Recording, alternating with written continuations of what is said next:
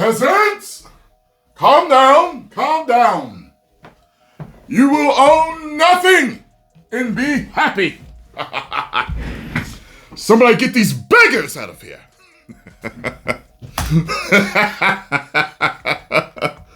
Oh, man.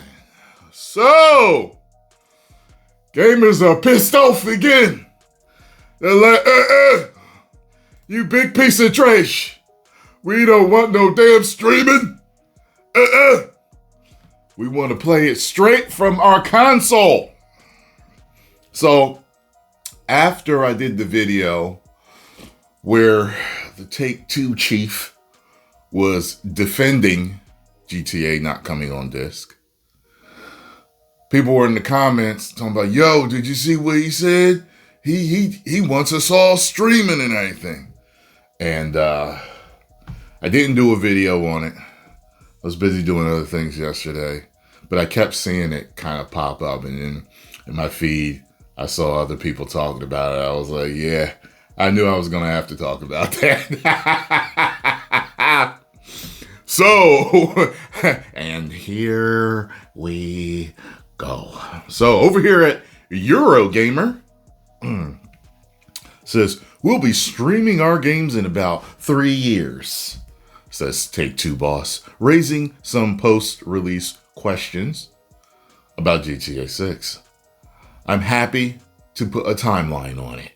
Let's see what he says here. Take-Two's latest financial report, CEO Strauss, Zelnick, make some bold statements about the future of the game industry.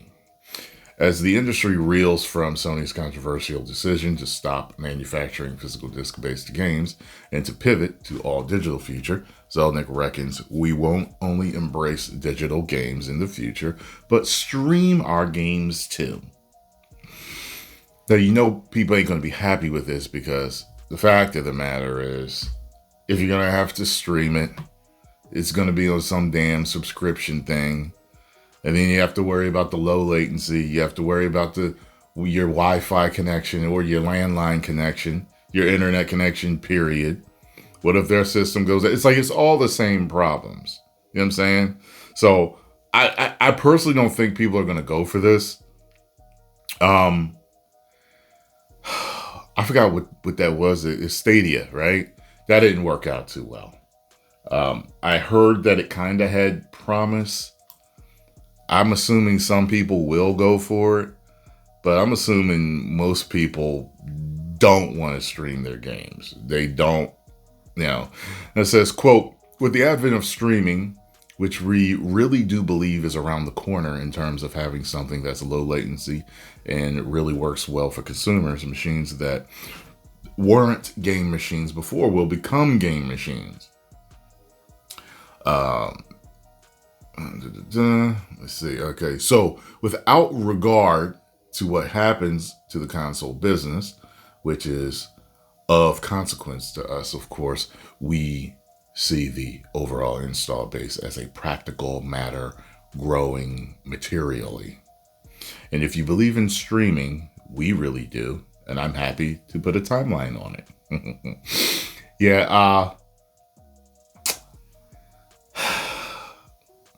I mean, there's a conveniency to it. You just like Stadia, you got a controller or whatever, and you hook it to your TV that's ready to stream.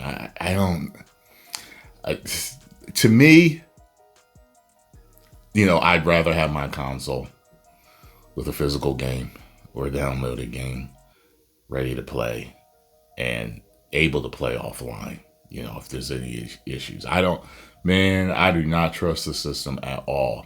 Strauss thinks we'll be in commercial streaming mode in 3 years and explained that by commercial streaming, he meant games streaming, a games streaming platform that has low latency and will work for the vast majority of customers.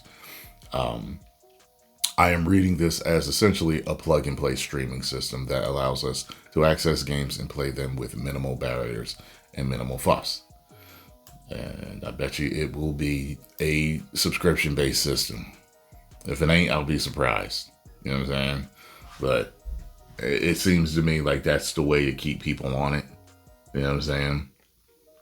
Commercial streaming can multiply the effective install base by 10, he continued. That doesn't mean we're going to 10 times our revenue, and we wouldn't project that we would. I can see people jumping on if they're like, all you need is a controller, kind of like with Stadia. Is that what it was? Was it just the controller? I can't remember what it was with Stadia. It might have been a two-piece thing, like maybe a controller and something else to plug in or something. I don't remember, but I know they ended up giving a lot of refunds. It was an interesting concept that I wasn't against, but it's nothing I wanted to try. I think I was offered to try it out, but I didn't want to because I was just like, if it's not low enough latency, I don't, and I just didn't trust playing over the internet and Wi-Fi.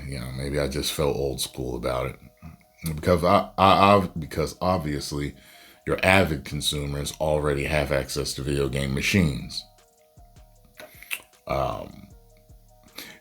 So he says that doesn't mean we're going to 10 times our revenue, and we wouldn't project that we would, because obviously your avid consumers already have access to video game machines.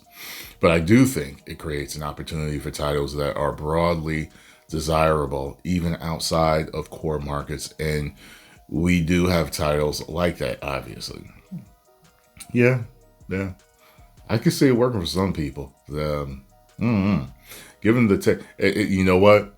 Also, if it provides a lower bar of entry for people, if it's good enough, I do think there's going to be people that will be down for it, because it's kind of like, well, you could pay 6, 7, 800, 900, 1,000, 1,100, 1,200, 1,300, 1,400, 1,500, depending on where these consoles, the price point these consoles are going to come out at. Or you could just buy this controller with a box that connects to your TV and you stream it, and you pay $100 for that, and ta-da, you pay your $20 a month or whatever it is.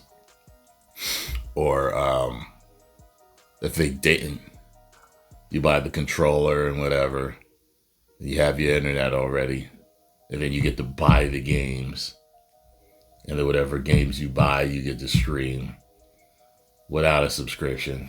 It'll probably be with and without subscription. Thinking through this.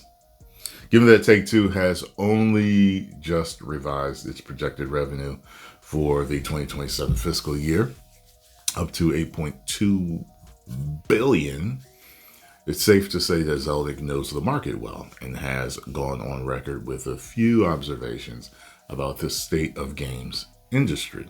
He remains skeptical of generative AI.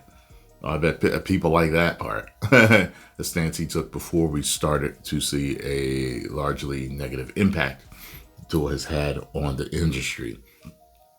But his comments make me wonder if the future, about the future of GTA 6. The game goes without a PC release date, but given the strength of GTA 6's pre-orders, we know there is exceptional demand for it.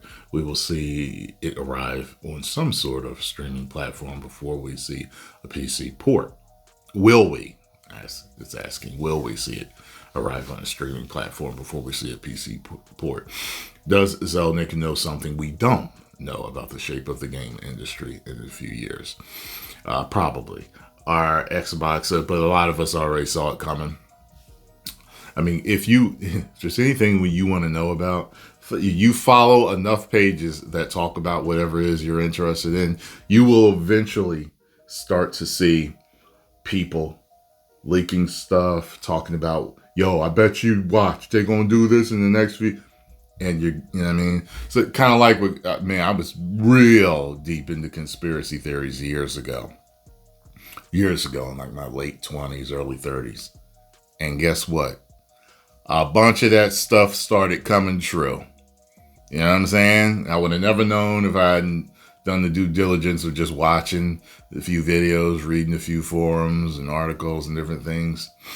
So you read enough, you look around enough, you watch enough videos, you already know what's coming or what they're going to try to do in any industry that you're already into. You know what I'm saying? Well, you guys can read the rest of this article over here. I'll post the link.